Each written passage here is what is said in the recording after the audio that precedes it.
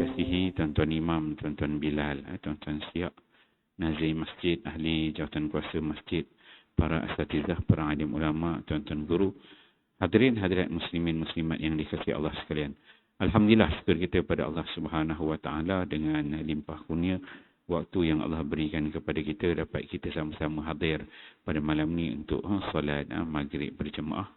Teruskan tentang bacaan, bentuk-bentuk bacaan Al-Quran. Kita berasaskan kepada sebuah kitab Arab yang bernama Mabahis fi Ulum Al-Qiraat. Itu sebuah kitab Arab yang bernama Mabahis fi Ilmi Al-Qiraat. Karya Dr. Abdul Aziz Sulaiman. Ini sebuah karya yang membicarakan tentang semua disiplin yang berkait rapat dengan bentuk bacaan Al-Quran. Kita dah bicarakan tentang ta'rif Al-Quran, apa dia Al-Qiraat, perbezaan antara Al-Quran dan Al-Qiraat. Serta kita membicarakan tentang perkembangan ilmu Al-Qiraat. So kita masih berada pada poin membicarakan tentang perkembangan ilmu Al-Qiraat ini. Yang kita masih berada di tajuk yang ni, perkembangan ilmu qiraat. So kita dah pergi perbezaan antara Quran dan qiraat, pandangan-pandangan ulama, qiraat yang diterima, yang ditolak. Kemudian pergi kepada sejarah perkembangan ilmu qiraat. Zaman Nabi kita dah bicarakan bagaimana bentuk bacaan zaman Nabi. Kemudian masuk kepada zaman sahabat dan kita berhenti dekat sini zaman Sayyidina Uthman bin Affan. Zaman Sayyidina Uthman ni dia banyak isu yang berlaku. Kita ambil sekali lalu berlaku perbalahan bentuk bacaan. Kita dah bincangkan pada kuliah-kuliah yang lalu. Perang Armenia Azerbaijan dengan Iraq, berlaku kesalahan dari sudut bacaan orang Islam. Kemudian mengkafir di antara satu dengan lain, menyalahkan ini salah, sedangkan semuanya mempunyai sanad masing-masing. Kemudian peranan Huzaifah Ibn Yaman yang melihat keadaan berlakunya perbalahan dalam kalangan orang Islam, dia pun bawa report kepada Sayyidina Uthman. Kemudian arahan pada Zaid bin Sabit jadi ketua untuk membuat salinan Al-Quran pada zaman Sayyidina Uthman, yang mana dia juga pada zaman Sayyidina Abu Bakar menjadi ketua untuk membuat salinan yang pertama. Jadi zaman Sayyidina Uthman ni dibuat salinan lagi. Zaid bin Sabit, Abdullah bin Zubair, Sa'id bin Al-As, Abdul Rahman bin Harith. Ini nama-nama besar yang menyalin Al-Quran. Kemudian arahan daripada khalifah pada ketika itu, bakar semua mushaf. Bakar mushaf selain daripada mushaf yang disepakati. Maka itu merupakan pembakaran mushaf yang pertama. Kalau hari ini kita dengar orientalis dekat Belanda lah, kita dengar kat Paris lah, dekat Jerman lah, ada orang tak puas hati bakar Quran. Quran ni bakar zaman Sayyidina Uthman dulu dah bakar lah, kan? Lagi lama dah bakar, kan? Dan yang dibakar tu betul-betul Quran. Yang bakar pula tu sahabat yang bakar, kan? Cerita bakar Quran ni dah lama dah. Tapi bukanlah maksudnya yang sekarang ni zaman bakar Quran sebab nak buat penyelarasan supaya tidak berlaku perbezaan dari sudut wajah-wajah bacaan tersebut. Kemudian di zaman sahabat para qari dan hufaz yang terkenal adalah ini dia nama-nama utama yang merupakan para qurra al-Quran. Dia kata Uthman bin Affan, dimulalah Uthman bin Affan, Ali bin Abi Talib, Ubay bin Ka'ab, Zaid bin Sabit, Ibnu Mas'ud, Abu Darda, Abu Musa al-Ash'ari. Ini nama-nama besar. Maksudnya, kalau mana-mana bentuk bacaan yang kita ambil, saya dah terangkan ada 10 imam qiraat. Sama ada daripada Asyarah Sughra, Asyarah Kubra, yang dikatakan qiraat 7, qiraat 10, Tariq Tayyibah, Tariq Durrah, Tariq Asy-Syatibi. Jadi semua daripada tarik ini, wajah-wajah bacaan ini dia akan lalu nama-nama besar para sahabat ini. Mereka lah yang dihantar oleh Khalifah Uthman bin Affan ke wilayah Islam bersama dengan Masah Uthmani yang telah disepakati. Boleh baca dengan ta, boleh baca dengan ya, boleh baca dengan nun, boleh baca dengan sa, boleh jadi sin, boleh jadi shin, kan? Berubah. Dari sudut itu dia boleh ubah. Tetapi perubahan yang besar dari sudut perkataan dia tak berlaku. Dia tak berlaku. Orang kata antara mempelam, antara buah mempelam dengan buah mangga, kan?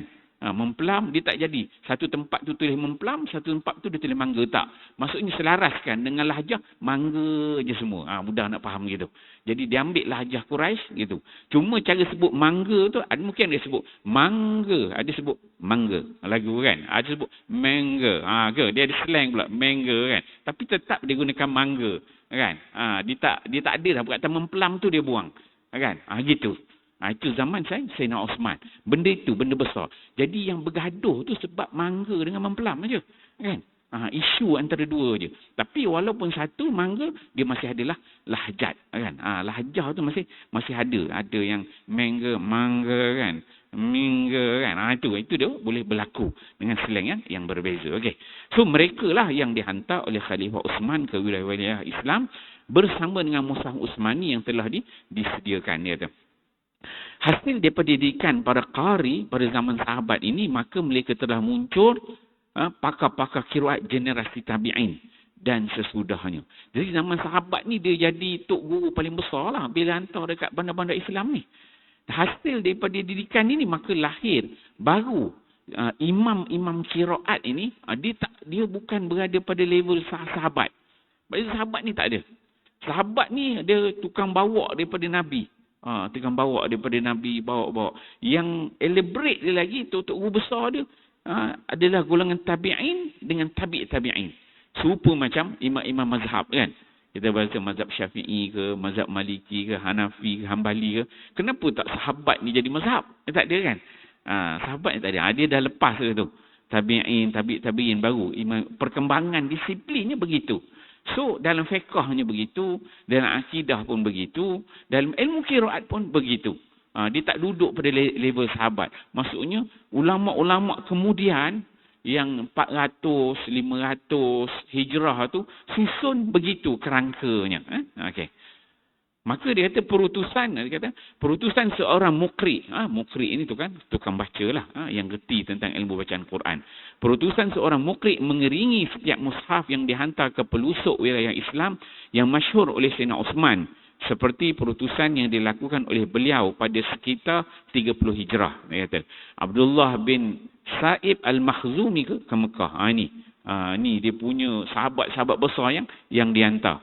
Kalau ke Mekah tu siapa dia? Abdullah bin Sa'ib al-Makhzumi. Abu Abdurrahman As-Sulami. Ni yang dihantar ke Kufah. Ni nama besar dia. Amir bin Abdul Qais ke Basrah. Ni ke Basrah yang dihantar. Al-Mughirah ibnu Abu Shihab al-Makhzumi ke Syam. Syam ni Syria. Dan Zaid bin Thabit dia duduk dekat Madinah. Okey. Ada berapa tu? Ada 5 kota besar. Dekat Mekah satu, ada Kufah ni Iraq lah. Kemudian ada Syam, Syria sana. Kemudian ada Basrah ni sebelah Kufah, sebelah Iraq juga. Iraq dia ada Kufah dengan Basrah. Macam orang kata Putrajaya dengan KL dengan Putrajaya lah. Lebih kurang itu. Jarak dalam 400 meter. Dan juga di Madinah. Madinah pusat pentadbiran paling besar. So 5 kota Islam yang besar pada ketika itu.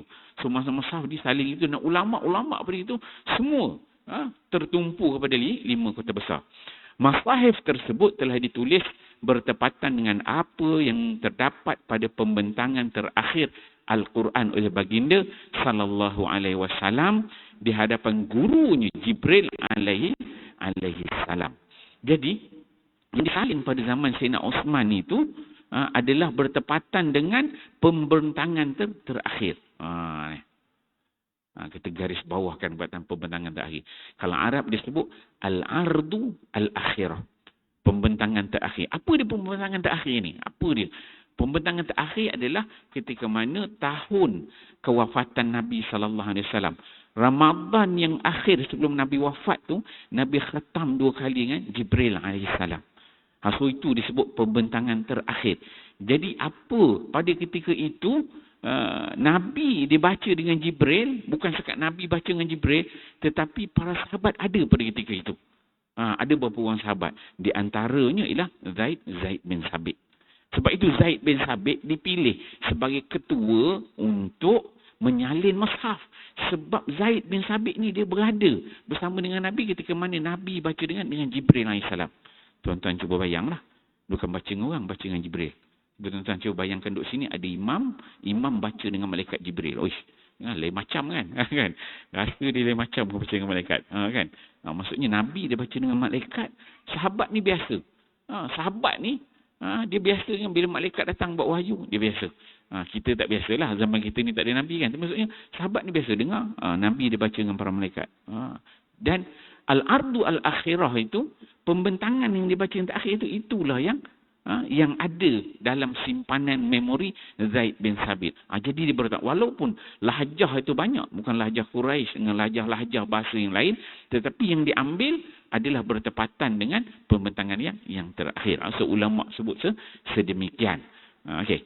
Peringkat tersebut juga telah menampakkan jarak pemisah antara qiraat sahihah dengan qiraat yang ditolak. So kata penulis ni dia kata, apabila berlakunya al-ardul al-akhirah itu, pembentangan takhir itu, menyebabkan Nabi baca dengan satu wajah, satu bentuk wajah bacaan, menyebabkan wajah yang lain tu, dia dah seolah-olah tertolak. Dia dah ada macam ada guide. Mula-mula Quran itu, Allah SWT turunkan dengan satu wajah aja masa Nabi dekat Mekah. Sebab Mekah zaman orang Quraisy Mekah. Jadi senang orang Quraisy satu bangsa je. Kalau kita ni Melayu, cakap bahasa Melayu je kan. Tapi apabila pindah ke Madinah dengan banyak kabilah-kabilah yang masuk Islam, ni susah nak baca. Jadi Nabi dia minta supaya tambah bentuk bacaan itu. Nak raikan orang Mendeling, nak raikan orang Jawa, nak raikan orang pantai timur, orang pantai barat, orang utara, orang selatan. Jadi Nabi minta dengan Allah Ta'ala supaya boleh dipelbagaikan bentuk wajah bacaan. Asalnya memang lahjah Quraisy, kan? Jadi bila berlaku sedemikian, al-ardul al-akhirah, pembentangan terakhir itu diselaraskan balik. Ambil yang asal balik, iaitu dengan lahjah Quraisy. Jadi dah nampak macam dah ada satu bentuk. Jadi tak sebut tertolak secara totally, sebab masing-masing yang lain, lahjah yang lain tu diambil daripada Nabi. Memang mutawatir daripada Nabi. Cuma dah ada satu bentuk pemisah yang tidak rasmi. Dan ulama mengatakan dia punya final Quran itu, kalau nak tengok perubahan dari sudut qiraat itu, yang pertama ialah al-ardul al-akhirah. Sebab zaman Nabi masih ada. Nabi masih ada dan diselaraskan al-ardul al-akhirah. Itu maksudnya perubahan yang pertama. Titik tolak dia. Kemudian baru zaman Abu Bakar kumpul. Lepas itu zaman Sayyidina Osman baru selaraskan. So ulama kata yang pertama sebenarnya adalah al-ardul al-akhirah. Pembentangan kali pertama itu, yang terakhir. Okey, dia kata. Berikut nama pakar qiraat dari generasi tabi'in di beberapa wilayah Islam di dunia. Maka sahabat ini diajar kepada tabi'in. Tabi'in inilah yang jadi tok guru besar, melahirkan imam-imam qiraat. Yang saya sebutkan sebelum ni kuliah, imam pertama Nafi'nya, Ibnu Kathirnya, Abu Amrunya, Ibnu Amirnya, Hamzah, Kisai, kemudian imam semua tu kemudian hasil daripada didikan sahabat. Okey, dah masuk generasi tabi'in dan juga tabi'in. Dia kata kalau di Mekah, qari yang tinggal di Mekah antaranya ialah Ubaid bin Umair, Atha bin Abi Rabah, Taus bin Kisan, Mujahid bin Jabal, Ikrimah dan Ibnu Malikah. Ini nama-nama besar. Hasil didikan para sahabat. Itu kalau di Mekah. Kalau di Madinah, qari yang tinggal di Madinah, mereka ni muslimat yang dikasihi sekalian, mereka ini bukan sekadar tok guru dari sudut bacaan, kan? Bukan tok guru ngajar Quran aja. Orang kata kalau macam kita hari ni, mereka ni seolah-olah macam kita terbayang mereka ni ngajar tajwid Quran. Bukan gitu. Dia bukan gitu. Maksudnya bila kita belajar qiraat ni, ni letuk guru yang ngajar tajwid. Ni ngajar tajwid kat Mekah, ni ngajar tajwid kat Madinah, ni ngajar tajwid kat Kufah, ni ngajar tajwid. Dia bukan begitu. Yang dihantar tu mereka ni pakar di sudut bacaan dan juga di sudut penafsiran Al-Quran. Seluruh ilmu dia sekali jalan. Bukan ilmu baca je gitu. Semua sekali. Macam nama ni Mujahid. Tuan-tuan buka nama Mujahid ini, Ikrimah ni, buka tafsir Ibnu Katsir, tafsir Abu Tafsir. Buka tafsir besar nama ni. Golongan tabi'in nama-nama besar. Dia orang ni yang memberikan penafsiran ya. Okey. Kalau di Madinah dia ada qari yang tinggal di Madinah antara ialah Sa'id, Ibnu Musayyab, Urwah, Salim, Umar bin Abdul Aziz, Sulaiman, Ibnu Yasar, Muaz bin Al-Haris, Muaz Al-Qari, Abdul Rahman bin Hurmus, Ibnu Al-A'raj, Muslim bin Jundub dan Sa'id bin Aslam. Ya, kita dengar je lah nama-nama ni. Orang pernah dengar itu nama qari-qari dia. Itu di Madinah. Kalau di Basrah, terdapat pada qari yang masyhur iaitu Amir bin Abdul Qais, Abu Al-Aliyah, Abu Raja' Nas bin Asim, Yahya bin Ya'mar, Mu'az, Jabir bin Zaid, Al-Hasan Ibn Sirin dan Qatadah. Itu di Basrah. Kemudian kalau di Kufah pula, ahli qiraat dia di antaranya ialah Al-Qamah bin Qais, Masruq bin Al-Ajda, Ubaidah bin Amru bin Syarahil, Al-Harith bin Qais, Rabi' bin Hatim, Amru bin Maimun, Abdul Rahman As-Sulami. Abdul Rahman As-Sulami ni, kalau kita baca hafal Asim, bacaan kita dia akan lalu inilah. Kita bacaan kita tu Kufah kan. Dia akan lalu. Nanti kita akan tengok lepas ni. Sanad Abdul Rahman As-Sulami. Zur bin Khubais, Ubaid bin Mudailah, Abu Zar'ah dan Ibnu Asy-Sya'bi. Itu kalau di Kufah. Kerana kalau di Syam pula, terdapat juga para qari antara lain ialah Al-Mughirah bin Abi Syihab Al-Makhzumi, Khalifah bin Sa'ad. Beliau termasuk salah seorang murid Uthman bin Affan dan Khalid bin Sa'id, salah seorang murid Abu Darda.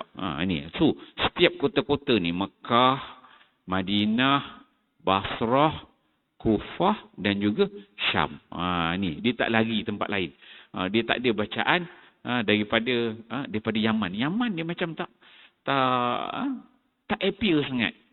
Ada ulama yang menyebut bila dikatakan salinan tu, sebab ada kata sampai 7 pandangan tu. Yang ni 5 lah kota besar. Ada yang menambah Bahrain, ada yang menambah Al-Yaman, Yaman.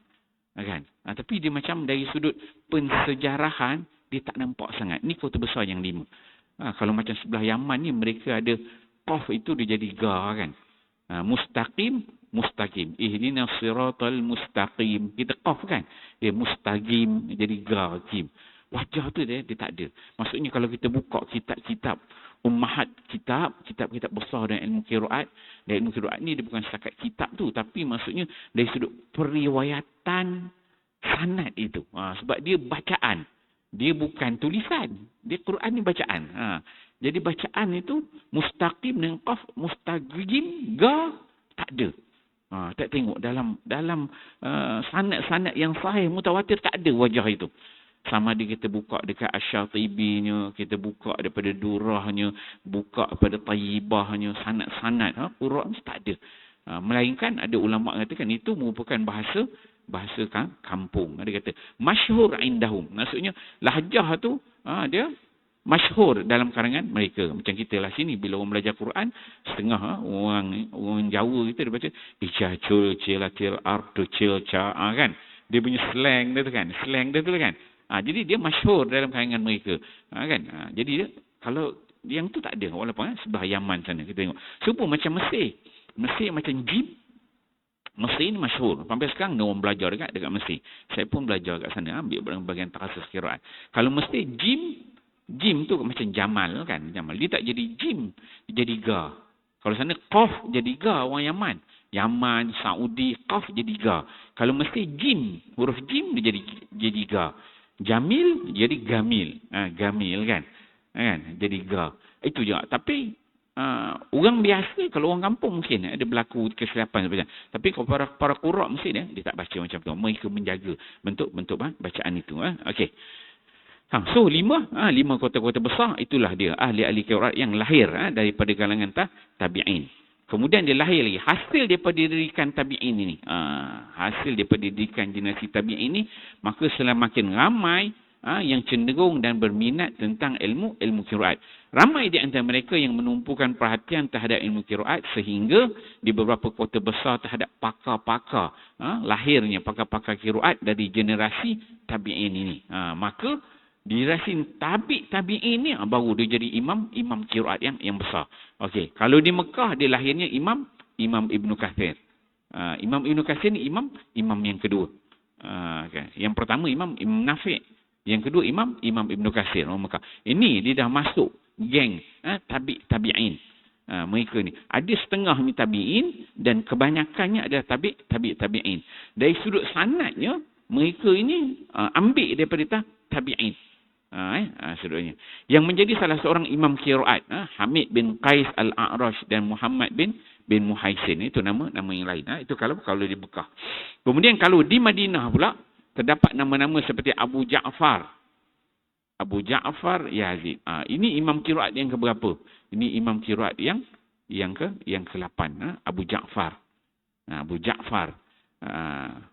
Yazid bin Ya'qub. Syaibah bin An-Nasrah.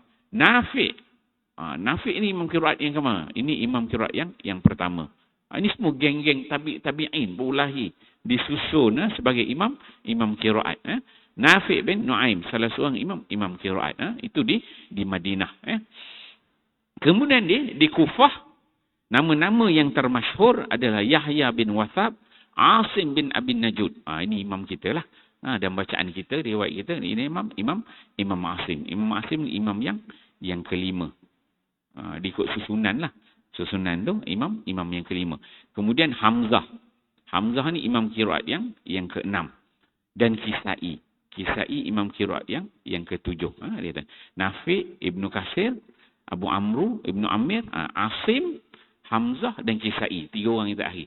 Yang 5, 6 dan yang ke-7 imam qiraat itu. Okey. 3 nama yang terakhir itu termasuk imam qiraat yang 7. Okey. Kemudian Khalaf Ashir.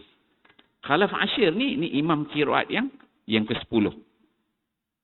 Khalaf Ashir ni imam qiraat yang ke-10. Khalaf Ashir, dia Imam Hamzah ni. Hamzah tadi ialah imam qiraat yang ke-6. Hamzah ni dia ada 2 orang perawi dia yang meriwayatkan daripada bacaan dia. 2 orang perawi dia bernama Khalaf dan juga Khalad. 2 orang. Perawi kepada Imam Hamzah ni, yang Khalaf ni dia diangkat oleh Imam Ibnu Jazari menjadi imam qiraat yang ke-10 dan dinamakan sebagai Khalaf Ashir. Tu jadilah imam qiraat yang ke-10 tu namanya Khalaf Ashir. Dalam waktu yang sama dia merupakan perawi kepada imam qiraat yang ke-6. Itu okey. Itu di Kufah. Manakala pada qari yang tinggal di Abdullah bin Amir ni imam qiraat yang ke-4. Maksudnya sebelah Syam ni seorang aja yang diangkat. Antara 10 imam qiraat itu, Syam satu je. Abdullah bin Amir. Disebut sebagai Ibnu Amir. Imam qiraat yang ke-4. Kemudian ada nama Atiyah bin Qais Al-Kilabi, Ismail bin Abdullah bin Muhajir, Yahya bin Haris, Shuraik bin Yazid Al-Hadrami. So kita boleh tengok. Kalau di Mekah ni, Mekah satu je. Dia punya imam qiraat dia. Kalau di Madinah, dia ada 2 imam qiraat dia. Kalau Kufah, ada 4 orang. Asim, Hamzah, Kisai dan juga Khalaf Ashir. Kalau di Basrah, ada 2 orang. Iaitu Abu Amr al-Basri dan juga Ya'qub al-Hadrami. Kemudian kalau di Syam, ada 1. Okey. 1 tambah 2 tambah 4 tambah 2 tambah 1 semua jadi 10. So inilah 10 imam qiraat berdasarkan kepada 5 kota besar Islam. Mekah, Madinah, Kufah, Basrah dan juga Syam. Ini semua ni diletakkan pada zaman tabi'in dari sudut level periwayatan dia. Tapi Abdullah bin Amir yang terakhir ni Syam. Syam ni dia lahir ketika mana Nabi SAW masih ada di Madinah lagi. Dah umur 2 tahun dia lahir. Tapi dia duduk kat Syam lah. Tak sempat jumpa dengan Nabi. 2 tahun dia lahir. Kemudian Nabi wafat. Maka dia sempat ambil bacaan daripada tabi'in, daripada sahabat dan juga tabi'in. Itu Okey. Melalui perkembangan ilmu qiraat yang berkembang pesat, maka lahirlah berbagai bentuk bacaan yang semuanya bersumber daripada Rasulullah sallallahu alaihi wasallam. So kita nampak sahabat dihantar ke al-amsar, kemudian sahabat ni diajar tabi'in, tabi'in ajar tabi'in. Jadi setiap satu tu walaupun dah ada katakan mazhab Uthmani yang sifatnya tadi mazhab tu tak ada baris, tak ada titik, jadi setiap satu wilayah tu dia akan ada bentuk-bentuk bacaan dia sendiri. Yang pastinya berbeza. Yang mana mereka ni semuanya ambil daripada Nabi sallallahu alaihi wasallam.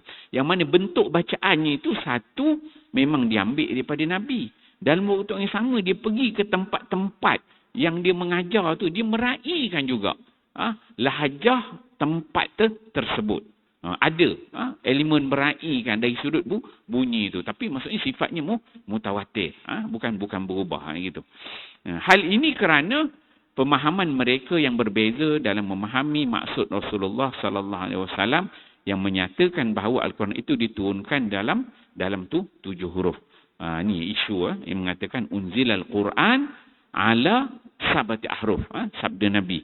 Nabi kata unzilal Quran, Quran itu turun sabata ahruf, dengan 7 huruf. Faqra'u ma tayassara minhu. Maka kamu bacalah. Nabi kata para sahabat, kamu bacalah dengan mana-mana wajah yang mudah bagi kamu. Faqra'u ma tayassara minhu. Kalau tuan-tuan mudah baca dengan wajah ni, baca ni. Mudah baca wajah ni, wajah ni. Mudah baca wajah ni, wajah ini. Mudah nak sebut memplam lah kan. Kalau sebut mangga lah kan. Itu kalau asasnya begitu. Nabi dia bagi. Tapi mururi zaman, berkembang zaman, maka kita dah ada tok guru, dah ada sanad, maka perlulah kita ikuti disiplin ilmu tu dengan sebaiknya. Sebab nak kira berbeza dari sudut wajah bacaan ni, zaman Nabi pun, para sahabat pun dah pernah berbeza pandangan. Berlaku, saya ceritakan sebelum ni, bagaimana Umar Al-Khattab dengan Hisham bin Hakim. Berbeza pandangan. Umar diambil surah Furqan, satu bentuk wajah bacaan. Hisham diambil wajah bacaan yang lain. Datang jumpa Nabi. Kan? Nabi kata betul, yang ni betul, yang ni betul. Berlaku juga dengan Abdullah bin Mas'ud pernah berlaku. Zaid bin Sabit pun pernah berlaku. Sama sahabat. Sama dengan Nabi. Nabi ada, sahabat ada, pun berbeza pandangan. Nabi kata ini betul, ini pun betul, ini betul. Datang orang ini jumpa Nabi, Nabi kata ini betul, ini betul. Dan Nabi set pesan lagi. Wala tumaru fil Quran. Jangan kamu duk bala-bala, berbantah-bantah, bergaduh tentang wajah bacaan Quran ini. Baca yang mudah. Dia katakan fa innal mir'a fil kufrun. Berbantah, berbalah tentang wajah bacaan ini boleh membawa kepada kekufuran. Dan betul. Zaman Sayyidina Osman tu sampai kafir, mengkafir. Maksudnya kita belajar tu gitu. Dan sekarang ni pun kita tengok. Dalam konteks kita pada hari ni, kita boleh nampak dia berlaku perbezaan perbelahan dari sudut tajwid. Untuk guru ni, tuan-tuan belajar, untuk guru ni baca tajwid, dia ada furjah dia. Iqlab dia bagaimana, ikhfa' syafawi dia bagaimana. Buka mulut ni rapat, yang ni dengung dia kurang sikit, ni kata kurang dengung dia, ini kata tegak sikit. Kan beza tu. Itu dah orang kata dah dia punya khilaf dah kecil-kecil dah kan. Tapi sampai sekarang masih berlaku. Tapi kalau andai kata kita ni mempunyai berjiwa besar, faham kerangka di sebenarnya ilmu tu, maka kita akan relax. Dengar orang baca ni, betul lah dia ada sanad dia. Yang ni, okey dia ambil. Wala tumaru. Jangan bergaduh. Kan? Dengar. Sebab itu perlunya, ilmu ni perlu kita pelajari. Bila kita faham, okey, dengar. Imam ni dia belajar qiraat ni. So dia belajar dengan baca qiraat ni. Okey. Ada wajah bacaan gitu. Jangan. Itu dia tidak menimbulkan fitnah kepada masyarakat. Itu juga penting. Ulama dia highlight. Bentuk-bentuk qiraat ni jangan timbul fitnah kepada masyarakat. Yuwaswisun nas. Orang jadi was-was pun tak boleh juga. So benda tu kena ambil berat. Oleh kerana itu masing-masing pembawa qiraat mendakwa qiraatnya berasal daripada Rasulullah sallallahu alaihi wasallam. Mereka ni semua ada sanad sampai kepada Nabi sallallahu alaihi wasallam. Sehingga ketika itu belum dirumuskan dan belum dipastikan bacaan mana yang benar-benar pasti daripada Rasulullah sallallahu alaihi wasallam. Jadi kita sebut zaman tabi'in dan tabi'in lahirnya imam-imam qiraat yang besar. Mereka ni masing-masing ada madrasah dia. Yang ni buka pondok dia dekat Kufah, ni pondok kat Basrah. Tapi tak ada lagi pada zaman itu satu sistem yang cek sanad dia betul tak? Kan? Dia tak sampai label tu lagi. Dia peringkat level nak belajar aja dulu. Nak belajar, dia tak cek lagi sanad ni betul ke, ni daripada siapa, ni ada siapa. Sebab itu kalau kita tengok setiap negara tu tadi ada 5 kota besar Islam tu ada banyak nama. Tapi tak semua nama tu diangkat jadi imam. Hanya beberapa nama je yang dipilih. Siapa yang pilih ni? Saya ceritakan dulu. Abu Bakar bin Mujahid. Sebab dia melihat kepada ilmunya, kepakarannya, siqahnya, hebatnya, anak muridnya, semua dia ambil kira. Dan zaman tabi'in dia tak ada lagi level untuk sampai cek pada ketika itu. Mereka ni baru peringkat kumpul, baru peringkat belajar, kan? Macam tuan-tuan lah. Sekarang ni dah belajar, maksudnya dah boleh sampai masjid boleh buat satu kuliah namanya ilmu qiraat. Sebelum ni mana pernah ada orang buat ilmu qiraat ni, jarang kita dengar, kan? Biasanya orang akan buat macam kalau macam kelas-kelas macam tu kan. Mungkin itu pun jarang kita dengar. Kalau orang belajar tafsir biasa dengar. Belajar akidah ada, belajar tasawuf ada, belajar hadis ada, belajar qiraat mana ada. Kalau habis-habis kuat pun tuan-tuan belajar tajwid aja. Mana ada belajar qiraat kan? Tengok perkembangan ilmu tu. Gitu. Dan tuan-tuan pun masa umur 7, 8 tahun, 9 tahun, 10 tahun, belajar berapa? Hafal Asim ni. Itu pun tak tahu nama Hafal Asim. Belajar ngaji Iqra' kan. Tak apa benda ni. So ngaji je lah. Iqra' je lah kan. Bukan ambil tahu pun kan. Begitulah. Zaman tabi'in, dia level kita kata macam belajar Iqra' lah. Baru nak belajar, baru nak kenal, kumpul kan. Baru nak berkembang. Bila dah mururi zaman, berkembang, intisyar tu baru. Yang ni belajar lebih, tuan dah tahu, ada qiraat ini, ada wajah ini, ni mengapa begini. Tu perkembangan itu berlaku dengan pesat. Memerlukan. Begitu juga dalam ilmu fiqh, dalam ilmu hadis. Peringkat mula tu kalau kita tengok, hadis-hadis Nabi tu dia kumpul. Sahih ke tak sahih ke, daif ke, palsu ke kan. Semua dikumpul. Tak disaring lagi. So penyaringan itu berlaku kemudian. Kemudian lahirnya Imam Al-Hadis ni, pakar-pakar ilmu hadis ni dia saring kemudian. Tengok lagi. Sebab apa? Sebab bila berlakunya penyelewengan dalam hadis, berlaku penyaringan.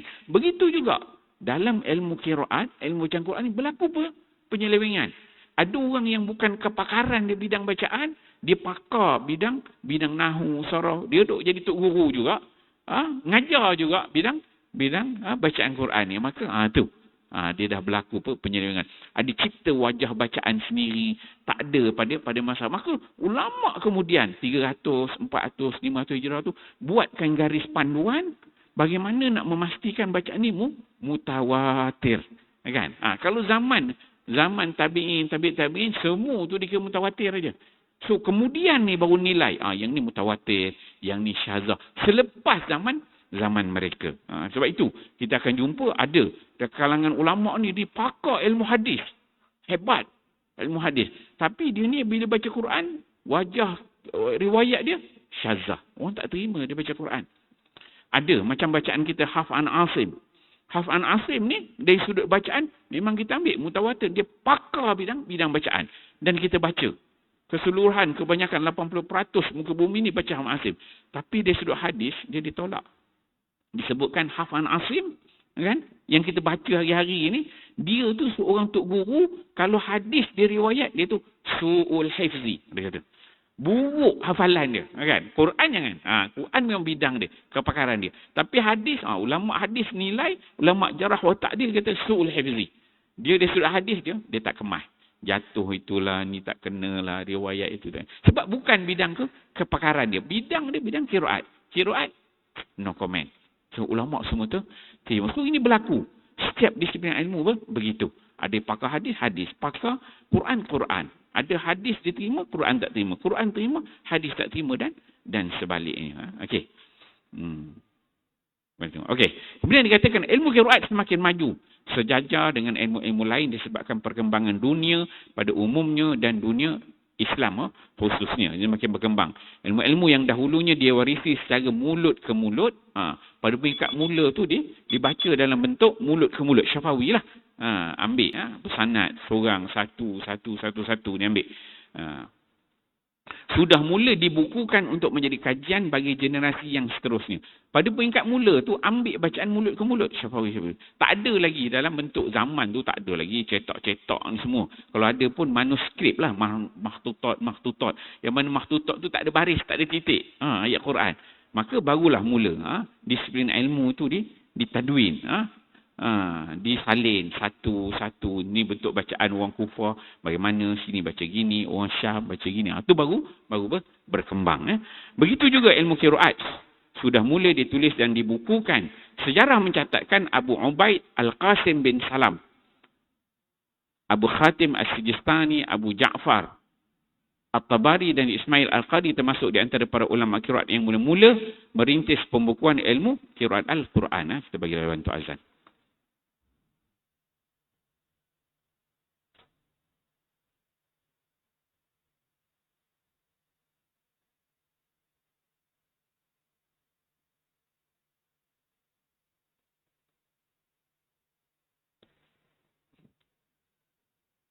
Allahu Akbar, Allahu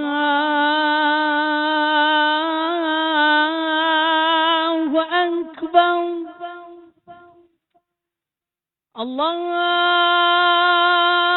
Akbar, Allahu Akbar. أشهد أن لا إله إلا الله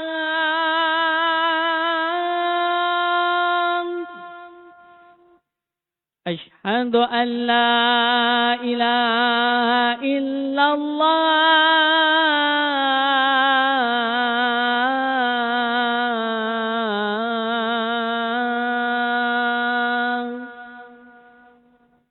أشهد أن محمدا رسول الله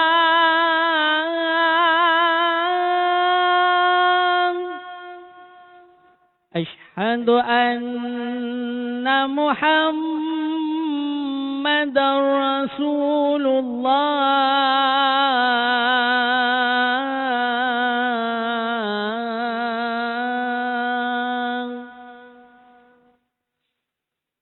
حي على الصلاة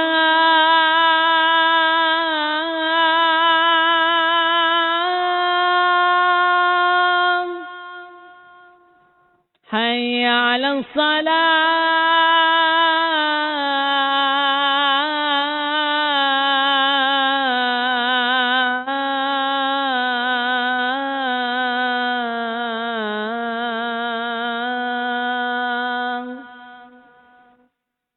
حي على الفلاح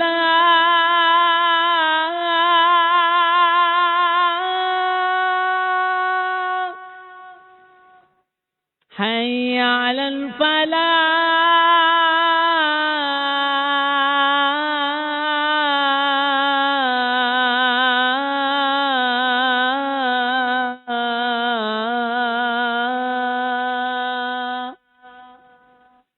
الله أكبر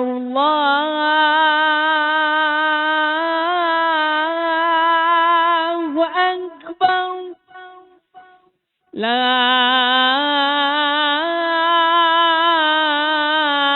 إله إلا الله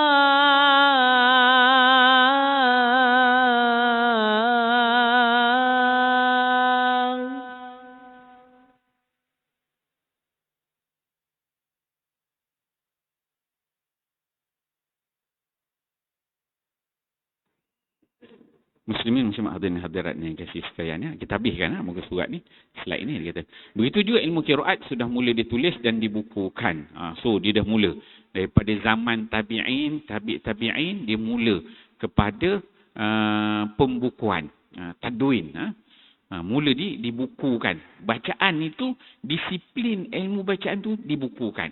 Pada peringkat awal tu diambil bentuk syafawi. Syafawi. Talaqi musyafahah kan. Sahabat tabi'in. Zaman tabi'in mula ditadwin. Talaqi musyafahah tu berterusan. Tetapi dalam bentuk ditadwin. Dibuat dalam bentuk kitab. Orang Kufah dibuat kitab dia. Ini bacaan orang Kufah. Macam mana gini. Daripada Fatihah sampai An-Nas. Apa dia khilaf-khilaf ulama' di madrasah ni. Masing-masing ada kitab. Itu. Dia mula begitu. Maksudnya bila berkembang banyak. Dia kata. Sejarah mencatatkan Abu Ubaid Al-Qasim bin Salam, Abu Khatim Sijistani, Abu Ja'far At-Tabari, Ismail Al-Qadi termasuk di antara para ulama qiraat yang mula-mula merintis pembukuan ilmu qiraat Al-Quran. Ini mula masuk 100 Hijrah lah. Melalui pembukuan tersebut, para ilmuwan kemudian mula membuat kajian dan meringkas pembukuan ilmu qiraat untuk lebih diminati ramai orang. Di antara mereka ada yang menyusunnya dalam bentuk prosa. Maksudnya bila satu-satu bentuk kitab pada peringkat mula tu disalin, dia banyak wajah bacaan, orang Kufah begini, yang ni begini, ni. Jadi agak susah untuk dikuasai dengan baik. Maka lahir pula ulama-ulama buat dalam bentuk prosa, dalam bentuk syair. Maka lahirlah, sebelum ni saya sebutkan ada matannya, disebut matan Asy-Syatibi. Ini katakan sebagai Hirdul Amani wa Wajhut Tahani. Lahirnya matan Durrah Al-Mudiyah. Kemudian lahirnya matan Thayyibatun Nashar, qiraat 7, qiraat 10, qiraat 3. Okey. Dan ada pula yang berbentuk syair agar mudah dihafal. Okey. Orang yang termasuk dalam kriteria tersebut di antaranya ialah Al-Imam Ad-Dani, Imam Syatibi dan imam-imam yang lain. Seperti itu insya-Allah kita sambung tengok sejarah perkembangan dia pada kuliah yang akan datang insya-Allah. A'udzubillahi minasyaitonirrajim. Bismillahirrahmanirrahim. Alhamdulillahirabbil alamin wassalatu wassalamu ala asyrafil anbiya'i wal mursalin wa ala alihi washabbihi ajma'in. Allahumma ij'al jam'ana hadza jam'an marhuma wa tafarruqana min ba'dihi tafarruqan ma'suma wa la taj'al lahuma fina wa la ma'ana wa la man yattabi'una syaqiyya wa la matruda wa la mahruma birahmatika ya arhamar rahimin. Rabbana atina fid dunya hasanah wa fil akhirati hasanah wa qina adzaban